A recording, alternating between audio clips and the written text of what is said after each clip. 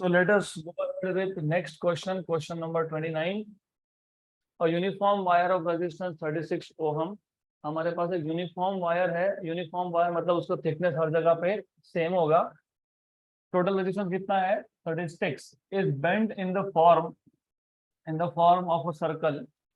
The effective resistance between A and B is. तो first of all इसका एक trick है. ये क्वेश्चन अगर आप किसी भी स्टैंडर्ड बुक में देखोगे तो अराउंड 15 स्टेप्स है, 15 स्टेप्स का क्वेश्चन है which you are not suppose to follow those 15 steps. सिर्फ लॉजिकली सोचोगे तो you will solve this orally itself. तो सबसे पहले लुक एट द डायग्राम में हमको ऐसा कुछ बता के रखा है. यहाँ पे ये एंगल कितना दिया है? 30 डिग्री. तो रिमेंबर ये एक पॉइंट है ए, ये एक पॉइंट है बी. करेक्ट. ए और बी, इसमें आपको इक्विवेलेंट रेजिस्टेंस फाइंड करना है. तो सर्कल के टोटल 2 पार्ट्स हो गए. अगर 2 पार्ट्स हुए तो पहले पार्ट का रेजिस्टेंस R1 और दूसरे पार्ट का resistance R2, they will be in parallel. तो पहले समझना ये था. फिर दूसरा पॉइंट था कि how do you find out what is R1. Look, ये 30 है तो बचा हुआ कितना है? 330. टोटल रेजिस्टेंस कितना था? 36.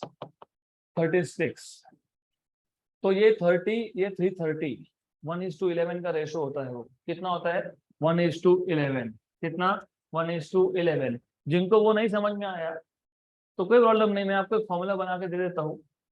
θ/360 into total resistance. Done.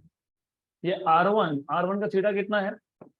30/360. Total resistance कितना था?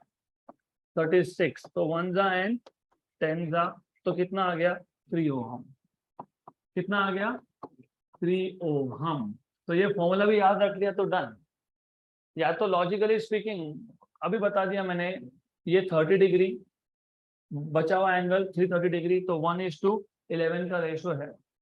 1:11 का रेशो से करोगे तो समझ में आ जाएगा आपको कि वो 3 ओम आएगा. नहीं समझ में आता तो don't worry, use this formula.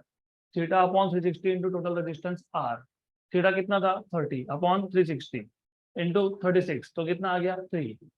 अब R2 के लिए भी वैसा कर सकते हो. R2 के लिए भी क्या करोगे? θ/360 इंटू R. R2 के लिए एंगल कितना है? कितना? 330/360 इंटू R. कितना? 1 जा एंड 10 जा. कैंसल. कितना आया? 33 ओम. लेकिन are we not smart enough to understand कि टोटल 36 था, 36 में से 3 वहां आ गया तो बचा हुआ 33 ही आएगा. 33 विल बी हियर. 36 था, 3 इसने ले लिया तो बचा हुआ किसके पास है? R2. And R1 and R2 are in parallel. तो equivalent resistance between A and B will be R1 into R2 upon R1 plus R2. ये आ गया 33 into 3 अपॉन इसको 36 है. टोटल रेजिस्टेंस है. Right. You know table of 3. 11 जा 12 जा 1 जा 4 जा 11/4 2 point something. That's 2 point something. So 2 point something 2.75. अब इसको ओरली कैसे सॉल्व करते? टोटल रेजिस्टेंस कितना था? 36. करेक्ट. ये 30, ये 360 का कितना पार्ट है? 1/12. तो 30 के सामने वाला टोटल रेजिस्टेंस में 1/12 होगा. 30 के सामने वाला रेजिस्टेंस ये टोटल का 1/12 होगा, क्योंकि 30 ये 360 का 1/12 है. तो फिर R/12, R कितना था? 36. 36/12 कितना? 3. ये 3 तो ये कितना? 33. 3 into 33 upon 36, क्योंकि 3 into 33 upon 3 plus 33, because both of them are in parallel. तो 3 ओहम और 33 ओहम. तो ये सब ओरली आपके दिमाग में हो रहा है. तो you just have to think like this. 3 into 33 upon 36, क्योंकि 3 plus 33, that is total resistance. हो गया सॉल्व. सिंपल. 11 12 1 4 11/4 2.75. 15 स्टेप थे. ये 15 स्टेप है. This is just a single step. Done. तो just for practice, just for the sake of practice, what I want is from your side, of course, अभी के अभी, not as an assignment. I would want to know now if this angle is 60, what will be the answer?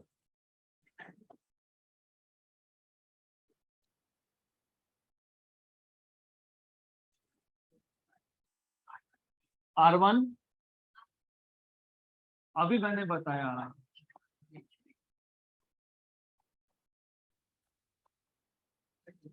6, तो ये कितना, वही 36, तो ये कितना, तो what will be your answer? 30 into 6 upon 30 plus 6, 5 is 6, cancel and cancel, how much? 5 ohm, correct? Then what about 90 degree? आपको 9 का टेबल पता होगा, 9 का टेबल पता होगा ना। ये 1/4 है, 36 का 1/4 कितना होता है? 36 का 1/4 कितना होता है? जिसको पूछा वही बताएगा। 36 का 1/4 कितना होता है? ये 90 डिग्री है, मतलब टोटल का 1/4, तो 36 का 1/4 कितना होता है? 36 का 1/4 कितना होता है? 36/4 कितना होता है? तो ये कितना होगा? टोटल कितना था? 36, तो 36 में से 9 गया, तो ये कितना बचेगा? 27। तो आंसर क्या आएगा? 27 into 9 upon 1 4 how much? 6.75. Good, right? And a joke. Let us have some jokes here. Tell me. कितना? आधा 18 9 18/2, 2 equal resistances in parallel, मतलब R/2, 18/2 मतलब कितना? 9. Good. Let us move ahead with next question then. A wire with 15 ohm resistance is stretched by 1/10 of its original length. हमारे पास एक wire है जिसका total resistance कितना था? 15, मतलब इनिशियल रेजिस्टेंस कितना था? 15। इसको क्या किया? स्ट्रेच किया कितना? By 1/10 of its original length. तो अगर ओरिजिनल लेंथ L1 था, तो फाइनल लेंथ होगा L1 प्लस L1/10। स्ट्रेचिंग मतलब इंक्रीज करना, मतलब इनिशियल लेंथ में कुछ ऐड होगा, कितना होगा? 1/10। किसका 1/10? ओरिजिनल का। ओरिजिनल क्या था? तो L2 क्या आएगा? 11 L1/10। तो L2/L1 कितना आएगा? 11/10, करेक्ट। आगे पूछा है and kept volume of wire is constant, थोड़ा सा गलत हो गया, एंड केप्ट नहीं, and volume of the wire is kept constant, and volume of wire is kept constant. ठीक है, volume of wire is constant एक ही बात है, तो volume of wire is constant. Volume of wire constant, do you remember हमने already ऐसा question solve किया है। वॉल्यूम जब कांस्टेंट होता है तो A1 L1 equal to A2 L2, correct, right. Then pi R1 square L1 equal to pi R2 square L2। ये एक मेथड था, this was one method, but you have shortcuts. यहां से आपको क्या मिलेगा? यहां से आपको मिलेगा A1/A2 इक्वल टू L2/L1, और L2/L1 तो ऑलरेडी है ना, कितना है? 11/10। आपको क्या पूछा है? Then its resistance will be new resistance. Do you remember resistance is proportional to L/A। तो हमको क्या फाइंड करना है? R2। तो क्या करेंगे? R2/R1 equal to L2/L1 and A1 by, what is L2/L1? 11/10. What is A1/A2? 11/10। तो R2 इक्वल टू, पता है ये 121 होता है और ये 100 होता है, into R1। What was R1? कितना था? 15। तो इट वाज 15। तो R2 इक्वल टू 1.21 इंटू 15। 1.21 क्यों आया? आपको पता है 15 इंटू 12 कितना होता है? 180। तो 15 इंटू 1.2 कितना आएगा? 18 point something. 18 point something. 18 point something है क्या? 18 point something. 18.15 done. So this is 18.15. Next question.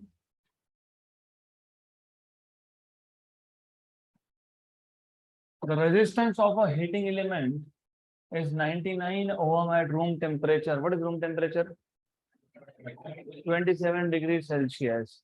What is the temperature of the element if the resistance is found to be 116? Temperature coefficient of resistance is 1.7 into 10 power minus 4 per degree Celsius. Simple question है. Do you remember RT equal to R01 plus alpha T? So if you remember, you will remember R1 equal to R01 plus alpha T1.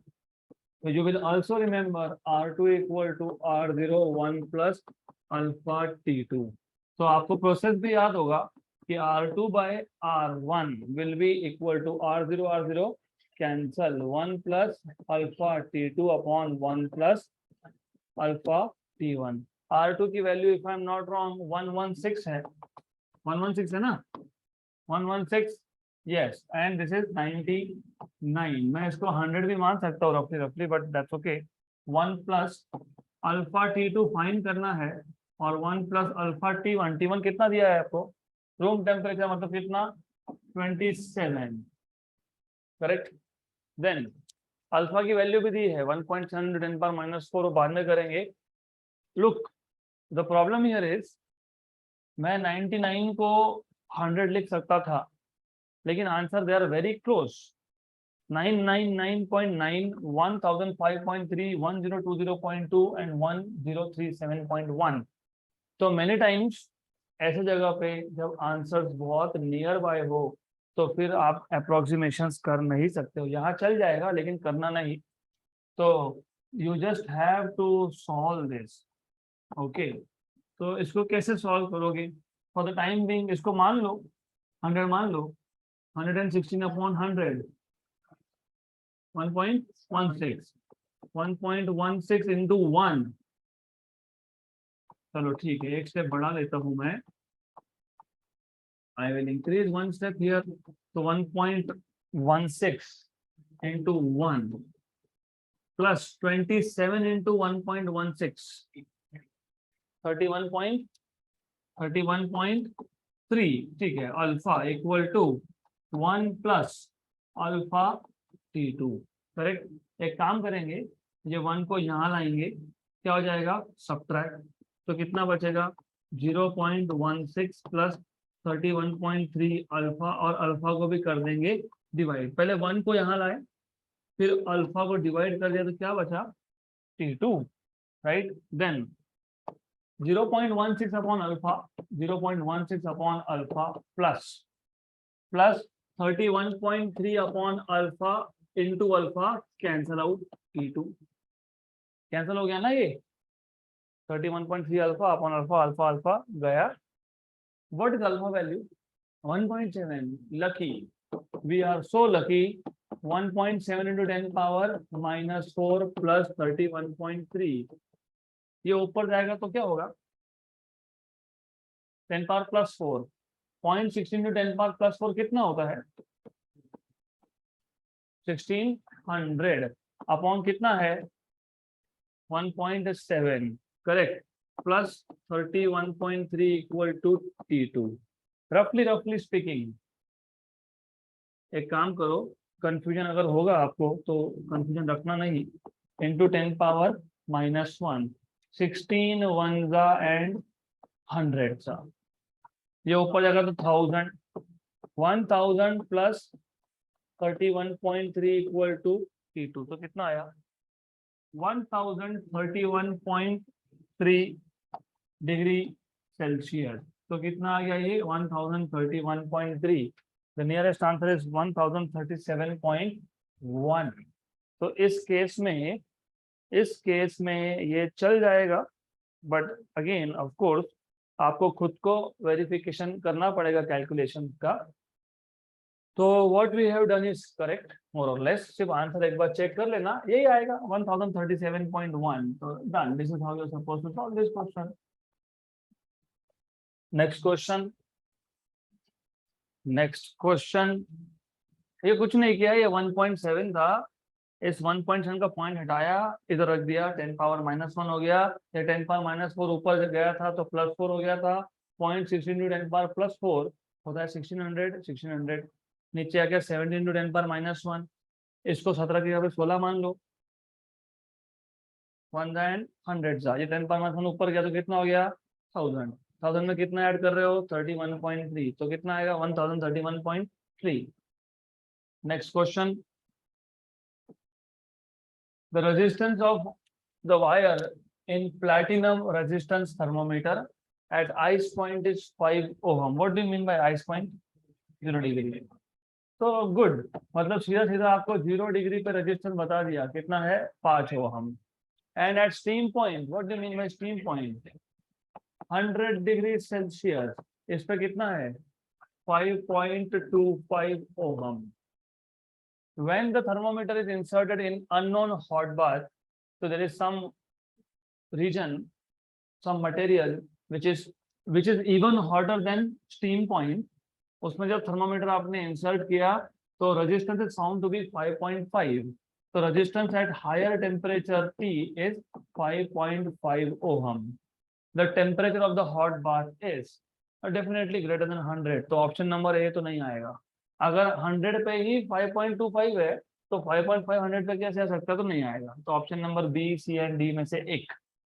अब इसको solve करने के 2-3 method है, तो we can go through any one.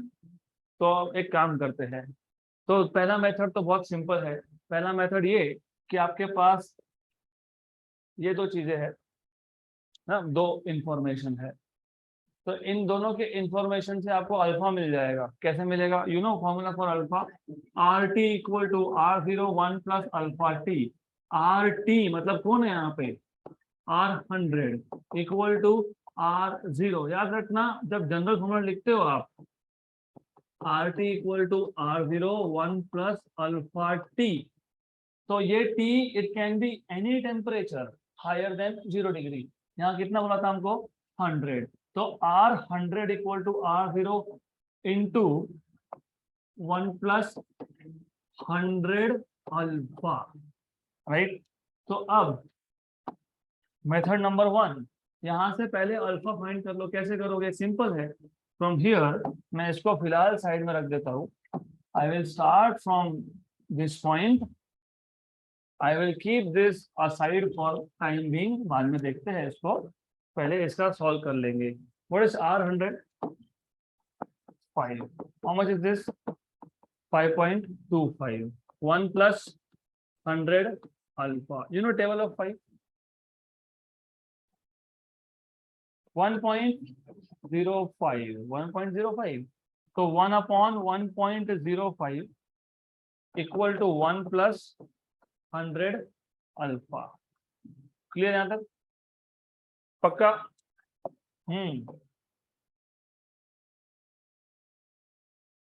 Yes, तो उल्टा लिखा है, हाँ, क्योंकि ये माइनस आने वाला था। समझेगा कैसे गलती हुई? सपोज हो गई गलती, ठीक है, अभी क्या करोगे फिर? इसको 1 को इधर लाओगे, इसको इधर लाओगे ना 1 को, तो क्या लिखोगे 1 अपॉन 1.05 माइनस 1, तो क्या बन जाएगा नेगेटिव। कभी conductor is not a material which has negative temperature coefficient, it is PTC। याद है क्या? NTC PTC, yes, good. तो अब यहाँ पे हमने वैल्यूज लिखे हैं उल्टे, तो ये पता होना चाहिए। तो 5.25 equal to 5, 1 plus 100 alpha, 1.05, right. ये 1 है, इसको तो छोड़ दो, तो 1.05 इक्वल टू 1 प्लस 100 अल्फा। तो 1.05 माइनस 1 इक्वल टू 100 अल्फा। तो 0.05 अपॉन 100 इक्वल टू अल्फा। तो 5 इंटू 10 पावर -4। तो ये हो गया, आपको इंफॉर्मेशन मिल गया अल्फा का, करेक्ट। और आर टी की वैल्यू थी 5.5। अब वापस सेम फॉर्मूला अप्लाई करोगे। कौन सा same formula? R T equal to R01 plus alpha T. T find करना है, यस। तो आर टी की वैल्यू कितनी है? 5.5। R0 कितना है? 5। 1 प्लस अल्फा कितना है? 5 into 10 power -4 into T find करना है, 1 का एंड 1.1 का। तो ये 1 को इधर लाओ, -1। तो 5 इंटू 10 पावर -4t, ये कितना है? डिवाइडेड बाय 5 इंटू 10 पावर -4, ये ऊपर जाएगा।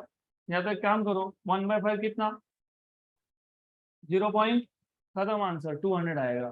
200, option number B, right. 1/5 is 0.2।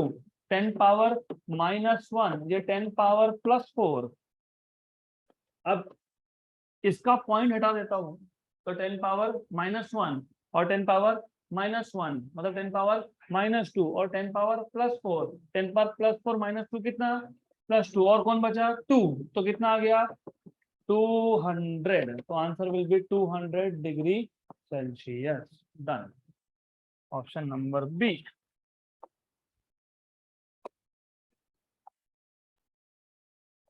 Next question. Okay, सबका ध्यान यहाँ पे, because this question we will solve orally, of course। क्या लिखता है हमको यहाँ पे? ऊपर 3 3 2 2 3 3 2 2 3 3 2 2, 3 और 3, 2 और 2, correct. 6 and 4 in parallel। 6 into 4, 6 into 4 upon 6 plus 4 कितना? 2.4। तो ये कितना है? तो इफेक्टिव रेजिस्टेंस हियर इज 2.4। तो ये कितना आएगा? अब एक काम करना, पहले पहले ध्यान दो, अच्छे से ध्यान दो, ज्यादा you should not be in hurry. Look at the options ना, पॉइंट में नहीं है, तो why are you hurrying up to write everything in point? तो 2 एंड कितना? 12/5। तो ये 12/5, ये 12/5 और वो भी 12/5, ये 12/5, ये 12/5 और ये 12/5। मतलब इन टोटल 12/5 12/5 के 3 इन सीरीज हैं। 3 इंटू 12/5 तो कितना आएगा? 36/5। तो थोड़ा सा गलत प्रिंटेड है, 36/5 नहीं है ये, 36/5, option number C. So it is a very difficult question, of course. Done. तो ऐसे क्वेश्चंस को और ज्यादा सिंप्लीफाई कैसे कर सकते हैं? हमारे पास टोटल 3 सेम टाइप के स्ट्रक्चर थे, तीन सेम नेटवर्क थे। हर एक नेटवर्क का रेजिस्टेंस कितना है? 12/5। तो आंसर कितना आया? 3 इंटू 12/5। 4 होते तो 4 इंटू 12/5। 5 होते तो 5 इंटू 12/5। 6 होते तो 6 इंटू 12/5। तो n into resistance of each network, this is how you can simplify। Next question. हाँ, इस क्वेश्चन को लाइटली मत लो, इट इज इंपॉर्टेंट क्वेश्चन, तो ध्यान देना, अच्छे से ध्यान देना। A circuit has a section ABC। तो एक सर्किट में ABC सेक्शन है, as shown in figure. If the potential at point A, B and C are V1, V2 and V3। तो A पॉइंट पे पोटेंशियल है V1, B पॉइंट पे है V2 and C point पे है V3 respectively. The potential at point OS, ये जो O point है इसका पोटेंशियल कितना? सबसे पहले O point is a junction point, तो जंक्शन पॉइंट पे summation of all the currents is equal to 0। मतलब यहाँ पे किरचॉफ फर्स्ट लॉ का एप्लीकेशन है। दूसरा ये पता होना चाहिए, current always flows from higher potential to lower potential. तो अगर आपको पोटेंशियल फाइंड करना है तो आपको करंट लगना ही वाला है। तो यहाँ पे यू विल सी हम क्या करेंगे, there will be some assumptions, यहाँ पे कुछ अजम्पशन लेके ही चलना पड़ेगा। तो अच्छे से देख लो। अजम्पशन नंबर 1, ये जो O पॉइंट है इसका पोटेंशियल या तो आप तीनों से ग्रेटर मानो, मतलब से potential at O is greater than V1, is greater than V2 and greater than V3, या फिर उल्टा दोनों में से एक, राइट। तो ये आपको याद रखना पड़ेगा ऐसे क्वेश्चंस के लिए। या तो O पॉइंट का पोटेंशियल V1, V2, V3 तीनों से कम है। अगर कम है मतलब V1 का पोटेंशियल ज्यादा है, तो current always flows from higher potential to lower potential. तो यहाँ पे करंट जाएगा इनवर्ड्स, राइट। अगर मैं उल्टा लिखता हूँ तो करंट जाएगा आउटवर्ड्स, और तीनों ही केसेस में वैसा करना है फिर। तो करंट विल फ्लो इधर इनवर्ड्स और इट विल फ्लो आउटवर्ड्स। तो ये आ जाएगा I2, ये आ जाएगा I3। अगर मैं उल्टा लिखता V1 लेस देन VO, मतलब इन शॉर्ट अगर मैं इनको ऐसा कर देता, हाँ, तो करंट का डायरेक्शन उल्टा कर दोगे। तो you can just change the direction of current then, okay. तो you just have to change the direction of current in this case. तो अब पोटेंशियल किसका ज्यादा, O का, तो करंट कहाँ जाएगा, बाहर की तरफ, बाहर की तरफ एंड बाहर की तरफ। करेक्ट, क्लियर, यहाँ तक clear. Then at junction point O, summation of all the currents is equal to 0। कौन कौन से करंट है, I1, I2, I3। तो -I1 -I2 -I3 equal to, क्यों minus, currents leaving a junction moving away from junction are taken to be negative। तो वैसे जरूरत नहीं थी यहाँ पे, बट जस्ट टू रिमाइंड, सिर्फ आपको कन्वेंशन वापस याद आ जाए इसके लिए मैंने माइनस लिखा। All the currents moving away from junction are taken to be negative, correct. Then हमको हमको अल्टीमेटली फाइंड करना है VO। करंट तभी फ्लो होता है जब पोटेंशियल डिफरेंस हो। अब करंट फ्लो हो रहा है कहाँ से कहाँ तक, O से A तक, O से B तक और O से C तक, राइट। मतलब you should know delta V equal to IR, correct. अगर मैं अगर O से A देख रहा हूं, राइट, तो higher potential is A, higher potential is O, VO minus V1। Why V1, क्योंकि A पे पोटेंशियल V1 बोला है, इक्वल टू I1 R1। ये ओम्स लॉ है, राइट। देन यहां से आपको मिलेगा, क्या मिलेगा, I1, क्या मिलेगा, I1 VO minus V1 upon R1। Similarly VO minus V2 is I2 R2। तो what is I2, VO minus V2 upon R2, equation number 2, equation number 3। अब बताने की जरूरत नहीं होनी चाहिए, I3 will be VO minus V3 upon R3, equation number 4। ये equation number 2, 3 और 4 कहाँ जाएगा, इक्वेशन नंबर 1 में।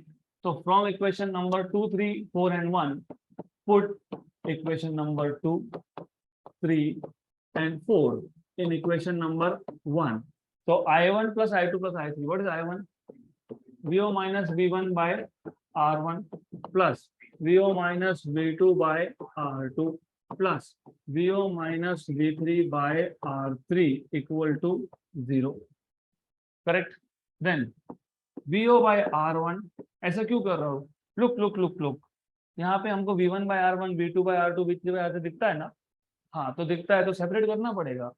तो VO/R1 minus V1/R1 plus VO/R2 minus V2/R2 plus VO/R3 minus V3/R3 equal to 0, right. अब VO तीन टर्म में है कॉमन, तो VO common 1/R1 plus 1/R2 plus 1/R3, और हमको वैसे भी फाइंड करना था VO। अब ये माइनस माइनस माइनस सीधा वहां भेज दो, प्लस हो जाएगा V1/R1 plus V2/R2 plus V3/R3। हमको फाइंड क्या करना है? VO। ये एक्स्ट्रा है, मल्टीप्लाई हो रहा है वहां पे डिवाइड, तो VO equal to V1/R1 plus V2/R2 plus V3/R3 upon 1/R1 plus 1/R2 plus 1/R3। अब अगर मैं इसको डिनोमिनेटर को न्यूमरेटर में लेके जाता हूं तो क्या करना पड़ेगा? Power raise to -1। So remember this. I will have to make some space for this, so it doesn't matter. I'll just take it to the next page. There's a lot of space here. Good. इसको लेके जाओ numerator में। Numerator में जब जाएगा तो क्या होगा? -1। तो ऐसा एक ऑप्शन है, V1/R1 plus V2/R2 plus V3/R3, 1/R1 plus 1/R2 plus 1/R3 is to -1. Option number B. Done.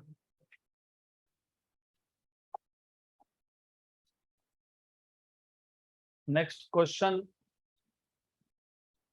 Now we will start with previously asked question in CET exam. तो 2020 का ये question है। An ammeter of resistance 20 ohm gives full scale deflection. Full scale deflection मतलब IG. When 1 milliampere current flows through it. मतलब 1 milliampere मतलब कौन? IG. What is the maximum current that can be measured by connecting 4 resistors, each of 16 ohm in parallel with ammeter? तो question थोड़ा सा घुमा के दिया है जस्ट टू कंफ्यूज यू। हमको पता है एमीटर कब बनता है। एमीटर तब बनता है जब आप एक गैल्वेनोमीटर को शंट में मतलब पैरेलल में क्या कनेक्ट करते हो? Resistance, correct. तो if you read the question properly, तो पहले तो आपको बोला है एमीटर है, उसका रेजिस्टेंस कितना है? 20। मतलब ऑलरेडी हमने गैल्वेनोमीटर को एक शंट लगा के ऑलरेडी हमने गैल्वेनोमीटर को शंट कनेक्ट करके एमीटर बना दिया। बना दिया ना? बना दिया। अब इसका टोटल रेजिस्टेंस को बोल दूंगा जी। ठीक, नॉर्मली क्या होता है? नॉर्मली आप शंट कनेक्ट करते हो एस, फिर बोलते हो effective resistance G into S upon G plus S, क्योंकि these two are in parallel, right. अब क्योंकि क्वेश्चन में ऐसा बोला है हमको कि हमने पहले से एमीटर बना के रखा है, तो जो भी टोटल रेजिस्टेंस है एमीटर का वो कितना है? 20। अब इसको नाम में कुछ भी दूं, मैं इसको बोलूंगा हाँ ये रेजिस्टेंस आर है। जी क्या आर है? जी बोला तो फिर क्या है? जी है। नाम में कुछ पड़ा है क्या? नहीं। You can take any name you want. तो ये जी मतलब ये कौन? ये एमीटर का टोटल रेजिस्टेंस। किसका? एमीटर का। अब आगे क्या बोला है? Full scale deflection 1 milli ampere मतलब आईजी की वैल्यू दी है। What is the maximum current that can be measured मतलब टोटल करंट आई। याद है क्या? यहाँ पे कितना करंट आता है? आई। फिर इसका क्या होता है? स्प्लिटिंग, एक आई जी एक आई एस। तो what is the maximum current that you can measure by connecting 4 resistors each of 16 ohm in parallel with the ammeter। मतलब हम वापस से इसको 4 रेजिस्टेंसेस कनेक्ट करने वाले हैं। Again we are going to connect 4 resistances in parallel. तो already हमने गैल्वेनोमीटर को एक शंट रेजिस्टेंस कनेक्ट किया ही था, मतलब हमने ऑलरेडी एमीटर बना के रखा है, लेकिन जो एमीटर हमने बनाया उसका रेंज था कम। और अगर आपको याद होगा, रेंज बढ़ाने के लिए हम क्या करते हैं, हम शंट रेजिस्टेंस कनेक्ट करते हैं। तो now what they are telling you is this, तो अभी और हमने 4 लगा दिए, कितने कनेक्ट किए, 4। हर एक का वैल्यू कितना है, 16। तो डू यू रिमेम्बर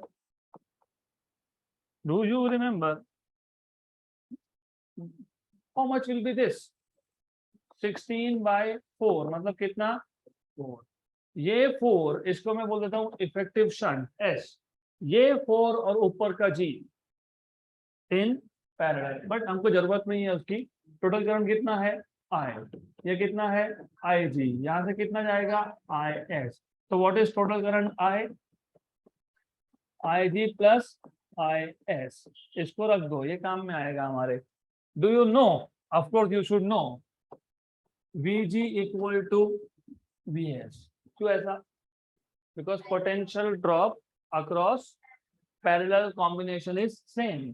तो potential drop VG across G कितना आएगा, व्हाट इज ओहम्स लॉ का फॉर्मूला, IR। ये I कितना है, ये I कितना है, ये I क्या है, दिखता है, मुझे दिख रहा है IG है क्या, IG इंट्रोडक्शन कितना है G, और VS क्या आएगा, IS इंटू S। हमको फाइंड क्या करना है, टोटल करंट मतलब कौन, I। यहाँ पे I है क्या, नहीं, तो I लाना पड़ेगा। तो 2 ऑप्शन, एक तो IG की जगह पे लिखो I माइनस IS, लेकिन IG की वैल्यू पता है हमको, क्या नहीं पता, हाँ तो फिर IS को एलिमिनेट करो। तो IS क्या आएगा, I माइनस IG, सब्स्टिट्यूट करो इसको, IG into G equal to I minus IG into S, correct. Therefore IG into G equal to IS minus IG into S। इसको शिफ्ट करो, IG into G plus IG into S equal to IS।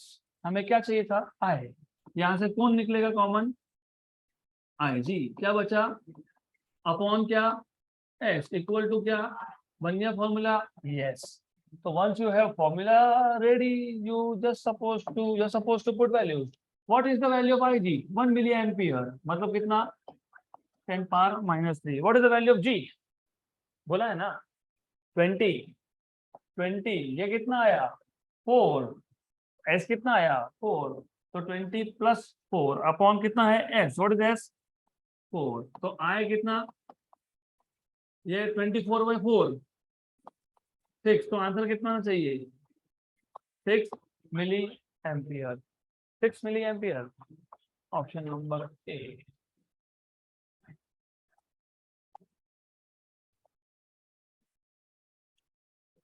Two wires A and B of equal length are connected in the left and right gap of a meter bridge.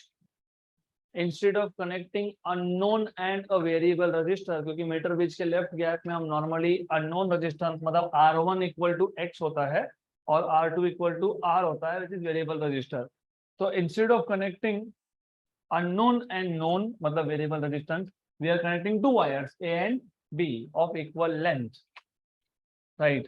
Null point is obtained at 40 centimeter from the left. null point आप कभी भी left से ही major करते हो, A से D और उसके बाद C आता है, तो A to D इसको हमने नाम दिया था LR या फिर LX जो भी, राइट। तो LR कितना है 40, तो 100 माइनस LR कितना है 60। R1/R2 equal to LR upon 100 minus LR, LR कितना है 40, 100 माइनस LR कितना है 60, तो R1/R2 कितना है 40/60 मतलब कितना 2/3। आगे, diameter of wire A and B are in the ratio 3:1, the ratio of specific resistance of A to that of B। तो पहले क्वेश्चन समझ लो, और क्वेश्चन समझने से पहले अब मैं मीटर ब्रिज ड्रॉ नहीं करूंगा, क्योंकि it is expected, it is assume कि आप सबको मीटर ब्रिज अच्छे से पता है, और आपको यह भी पता है कि मीटर ब्रिज के लेफ्ट गैप में अननोन रेजिस्टेंस होता है एक्स, वो बन जाता है व्हीटस्टोन नेटवर्क का R1, और जो राइट गैप में वो बनता है R2। और जो वायर बैलेंसिंग पॉइंट ढूंढते हो तो एडी लेंथ का जो रेजिस्टेंस होता है वो आता है सिग्मा LR, और जो R4 होता है मतलब D से C का लेंथ R4 वो होता है सिग्मा 100 माइनस LR। तो ये एक्सपेक्टेड था कि आपको ये भी पता होगा कि सिग्मा सिग्मा हो जाता है कैंसल। तो देन LR आपको दिया है कितना 40, ये कितना दिया है 60, तो ये कितना आ गया 2/3। तो R1 upon R2 in short कितना आ गया, हमको पूछा गया है रेशियो ऑफ स्पेसिफिक रेजिस्टेंस मतलब कौन resistivity रो। तो do you remember resistance is, do you remember R is rho L by A, correct. तो rho 1 L1 and A1 upon rho 2 L2 upon A2, यह आ जाएगा 2/3। क्वेश्चन पढ़ोगे, equal length है A और B का length क्या है इक्वल है, मतलब ये और ये हो गया कैंसल। तो आपको मिल गया यहां से रो 1 बाय रो 2, रो 1 बाय रो 2, ये A2 ऊपर, A2 ऊपर A1 नीचे, वहां से सीधा सीधा यहाँ पे आ गया ये A1 एंड A2, करेक्ट। ये A2 डिनोमिनेटर का डिनोमिनेटर, ये कहाँ जाएगा न्यूमरेटर, वहां से कहाँ आएगा, यस क्लियर यहाँ तक, क्लियर। देन हमको हमको दिया क्या है डायामीटर का ratio. Do you know area is pi R square, you know, do you know R is D/2, तो D/2 का स्क्वायर अपॉन पाई D2/2 का स्क्वायर, कैंसल कैंसल, तो 2/3, ये 2 स्क्वायर और ये 2 स्क्वायर कैंसल, तो D1/D2 का क्या square. What is the ratio 3:1, तो 2/3 3:1 का स्क्वायर, तो रो 1 बाय रो 2 is 2/3 और 9/1, 1 and 3 3 2 6:1, ऑप्शन नंबर 6।